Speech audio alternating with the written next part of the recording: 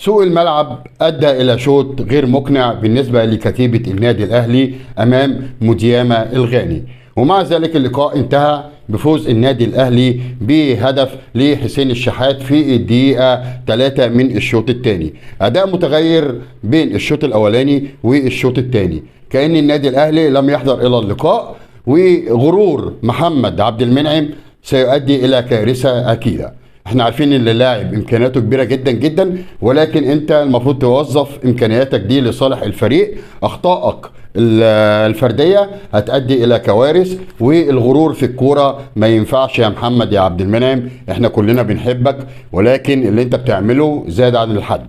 شفنا الشوط الاولاني عك كروي للنادي الاهلي، خط النص مش موجود، مروان عطيه في غيابه نادي الاهلي بيعاني في خط الوسط، وبالتالي التمريرات للهجوم والانسايد وكذلك الدفاع، فتحس ان في لخبطه وعدم اتزان.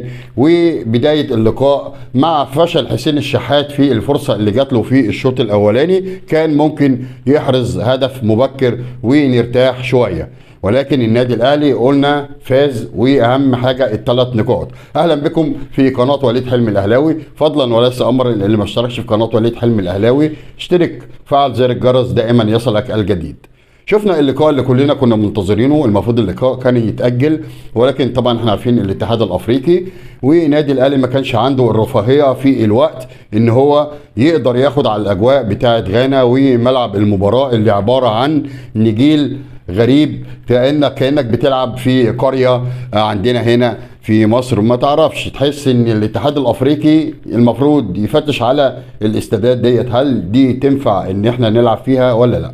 ولكن شفنا اللقاء زي ما احنا قلنا، هجمتين للنادي الاهلي مش اكتر من كده، قدام اهداف كتير بصراحه ضايعه لفريق مديامه، وتالق نجمنا الراجل المحترم شوبير ابن الوز عوام يتالق النهارده ويزود عن مرماه للمباراه الثانيه على التوالي. لولا النهارده براعه الشناوي، براعه شوبير، مصطفى شوبير، كان النتيجه اتغيرت فعلا. احرز يعني شال 3-4 كور كانوا كفيلين يخلوا النادي الاهلي يعني بيعاني في اللقاء ده. ولكن طبعا احنا عارفين ان في المباريات الكبيره بيبان اللعيب الكبير، وشوبير كان فعلا واقف بالمرصاد لكل هجمه لنادي مديامه.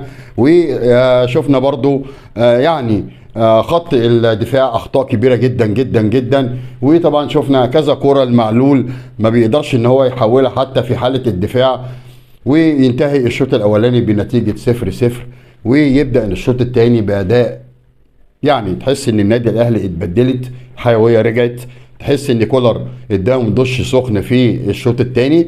نزل وبعد 3 دقايق بالظبط يحرز حسين الشحات كره جميله جدا اداها له امام عاشور وبيحرزها في الهدف. هدف جميل بصراحه، وهدف فيه اتقان وفيه روعه، يحرز النادي الهدف وسط فرحه اهلاويه كبيره. وشفنا النهارده مجموعه من جماهير النادي الاهلي طبعا بيحملون شعار فلسطين، فطبعا تحيه ليهم والف مبروك لكل جماهير النادي الاهلي.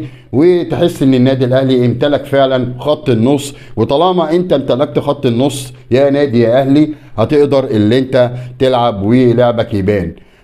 طبعا شفنا بيرستاو ما كانش في حالته النهارده، رغم ان هو صنع كوره او كورتين قدر ان هو يوصل لمرمى غانا، ولكن طبعا برضو في رعونه في تسديد الكور، او يعني بالانتقال من الكوره انت بتعدي من واحد المفروض تبصيها لحد منفرد ويقدر ان هو يصنع الفارق. ولكن طبعا يعني احزننا طبعا خروج ياسر ابراهيم مصاب، وطبعا شفنا تغييرات كولر النهارده عملت برضو شويه من التوازن.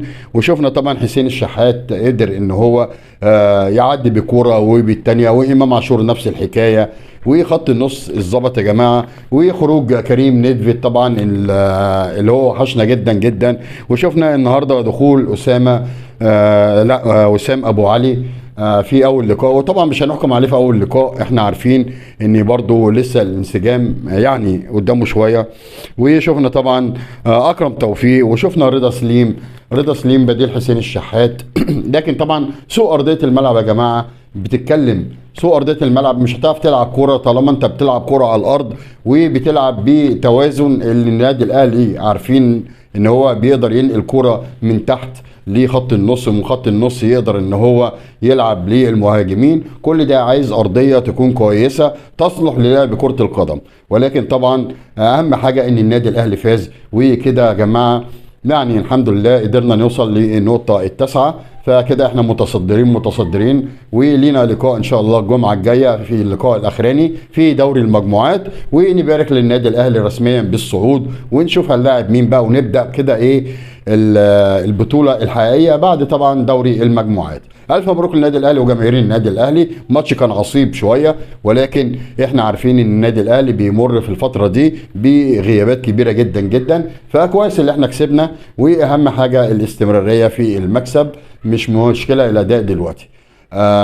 نخش في موضوع تاني. طبعا ماتش الزمالك، ماتش الاسماعيلي، ولاد العم وولاد الخال وولاد انتوا عارفين. فطبعا انكشف الحجاب، وعرفنا او نادي الزمالك وجماهير نادي الزمالك عرفت ايه هو الاسماعيلي، وعرفت ايه هي المحافظه الفاشله اللي هي اسماعيليه. هنقول لك مش كل اسماعيليه، هنقول لك كل اسماعيليه بتكره النادي الاهلي، والوقت بيكرهوا نادي الزمالك. وشفنا طبعا يا عزيزه المرشدين في الجيزه اغضبت جماهير نادي الزمالك. خد من ده كتير، احنا ياما قلنا ان النادي الاهلي ما بيلعبش في اسماعيليه لحاجات كتير قوي. لو احنا لعبنا في اسماعيليه هتحصل كوارث، احنا مش خايفين وما بنخافش من حد، ولكن الامن مانع ان النادي الاهلي يلعب هناك. وطبعا طلع علينا جميع اليوتيوبر وجميع السوشيال ميديا وطبعا البرامج التلفزيونيه وميدو وغير ميدو والناس بتوع الزمالك اللي كان بيقول لك نادي الاهلي ما بيلعبش ليه يا جماعه في اسماعيليه. عرفتوا ليه احنا ما بنلعبش في اسماعيليه؟ انتوا كنتوا هتطلعوا بكارثه واتضربتوا هناك من ولاد العم اللي دايما بيفوتوا لكم وانتوا بتفوتوا لهم. فبالتالي الجزاء من جنس العمل. طبعا انقلب السحر على الساحر، ولكن احنا مصممين وعايلين مش هنلعب في المدينه ديت تاني، لا احنا بنلعب في اسكندريه، والماتش برضو العوده بنلعبه في اسكندريه يعني على ارض محايده. فبالتالي ما تسالنيش احنا ما بنلعبش هناك ليه. الكوره للمحترمين بس يا جماعه. فاذا كنت انت في اسماعيليه مش واخد على الاحترام فدي قصتك انت، ولكن احنا هنا في النادي الاهلي بنحب الاحترام وبنلعب كوره، واهم حاجه الكوره هي الادب والروح الرياضيه. مش هطول عليكم اكتر من كده. يا ريت ما تتابعوش قناه وليد حلمي الاهلاوي، تابعني فعل زر الجرس دائما يصلك الجديد، واشوفكم على خير ان شاء الله في لقاءات كتير للنادي الاهلي. والسلام عليكم ورحمه الله وبركاته.